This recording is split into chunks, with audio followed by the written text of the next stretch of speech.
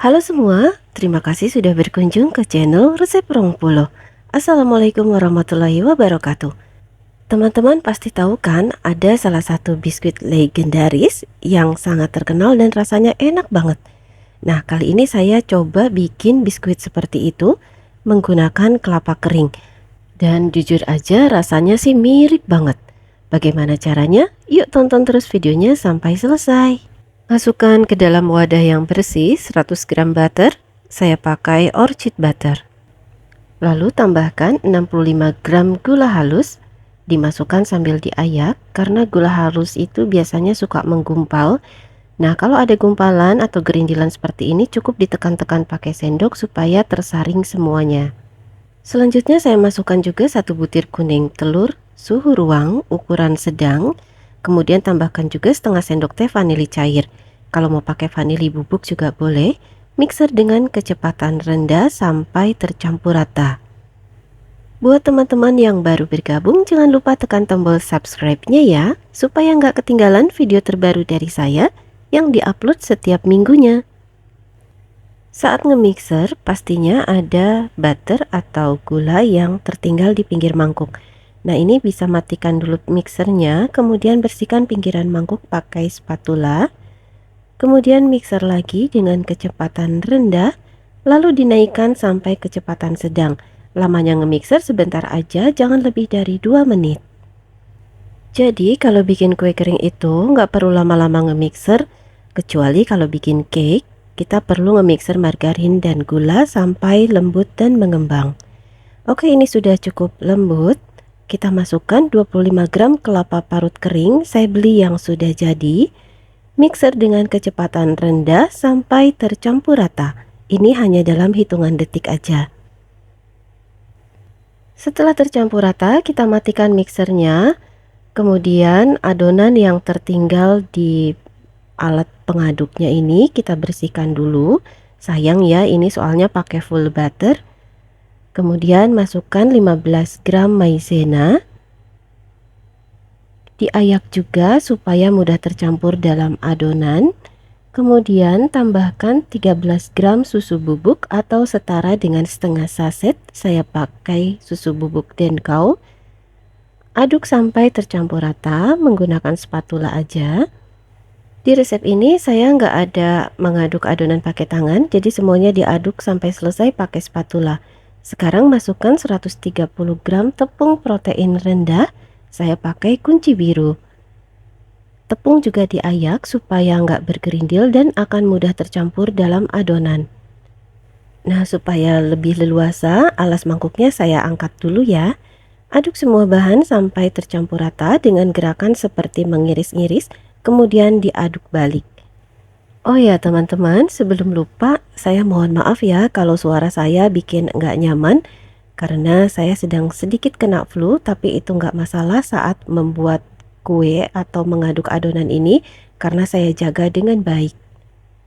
Nah, karena saya nggak mengaduk adonan pakai tangan, maka setelah tepungnya tercampur semua, adonan ditekan-tekan seperti ini sampai adonannya itu kalis, nggak ada yang menempel di pinggiran mangkuk ataupun di spatula.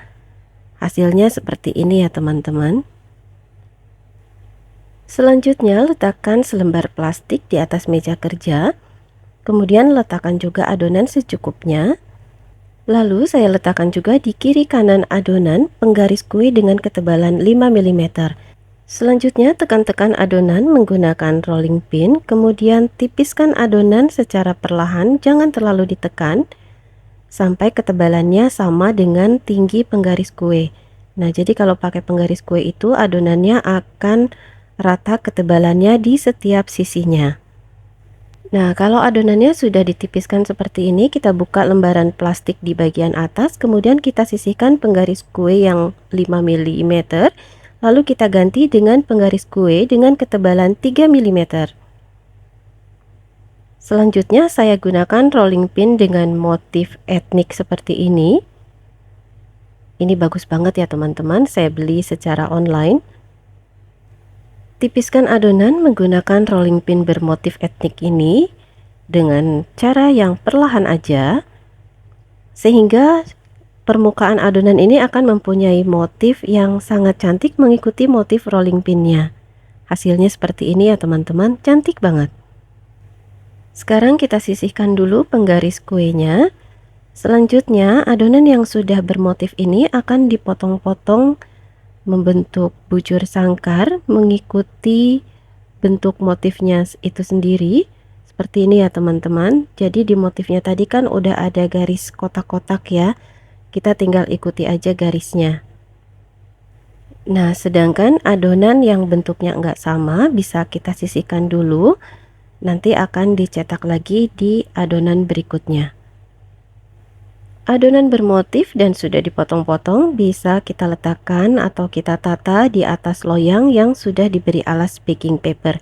Bagian pinggirnya yang kurang rapi bisa ditekan-tekan pakai jari secara perlahan supaya hasilnya lebih rapi lagi. Karena tadi kan ada kelapa parutnya ya. Jadi ini dirapikan begini aja. Beri jarak secukupnya. Nah, saat dipanggang adonan nggak akan melebar, tetapi agak sedikit mengembang aja. Itu nggak masalah ya teman-teman, wajar untuk sebuah adonan saat dipanggang. Jadi adonannya saya kasih jarak juga nggak terlalu jauh. Jaraknya sedikit aja, ini sekitar 1 cm atau 1,5 cm. Sehingga satu loyang ini muat banyak. Lanjutkan mencetak adonan sampai selesai. Nah, kadang waktu menggilas itu tangan kita suka kepleset ya, sehingga ada sebagian adonan yang lebih tipis dibanding lainnya, meskipun kita sudah pakai penggaris kue. Nah, adonan yang lebih tipis ini bisa kita sisihkan aja untuk nanti. Adonannya kalau sudah dipotong-potong seperti ini akan terlihat semakin cantik ya teman-teman. Jadi setiap kotaknya itu akan mempunyai motif yang berbeda. Rolling pin bermotif yang saya gunakan ini nggak bikin lengket ke adonan, jadi saya nggak taburi dengan tepung, langsung diaplikasikan ke adonan. Saya kurang tahu ya ini apakah karena konsistensi adonannya yang tepat ataukah memang rolling pinnya yang berkualitas bagus. Yang jelas ini hasil cetakannya memang bagus banget. Untuk sisa adonannya saya buat seperti ini aja, nggak dibentuk kotak lagi. Selanjutnya, adonan yang sudah selesai dicetak ini akan dipanggang dengan suhu 125 derajat Celcius selama 21-22 menit atau bisa disesuaikan dengan oven masing-masing. Nah, seperti biasa saya akan panggang loyangnya 2 loyang sekaligus. Ovennya tentu saja sudah saya panaskan sebelumnya ya.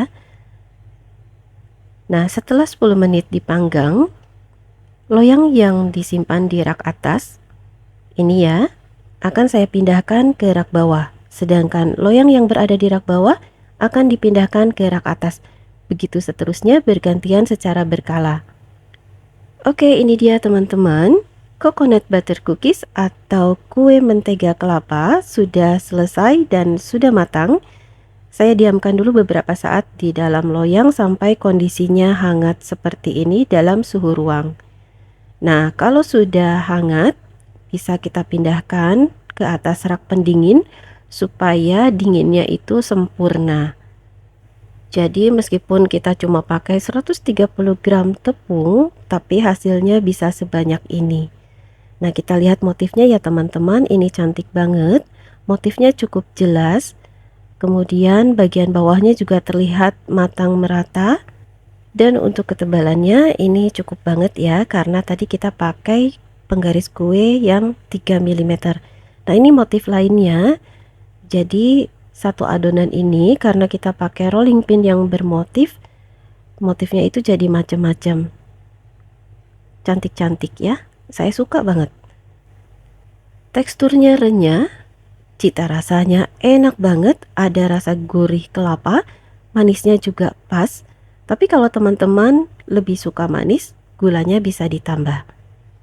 Nah, ini bisa terlihat bagian dalamnya ya teman-teman. Terlihat banget kalau cookies ini renyah. Pokoknya kalau kata saya sih, ini mirip banget dengan biskuit legendaris yang terkenal itu loh. Jadi teman-teman wajib coba ya. Nah, kalau sudah coba boleh tulis di kolom komentar. Terima kasih sudah menonton video ini sampai selesai. Semoga bermanfaat dan menginspirasi. Sampai jumpa di video berikutnya.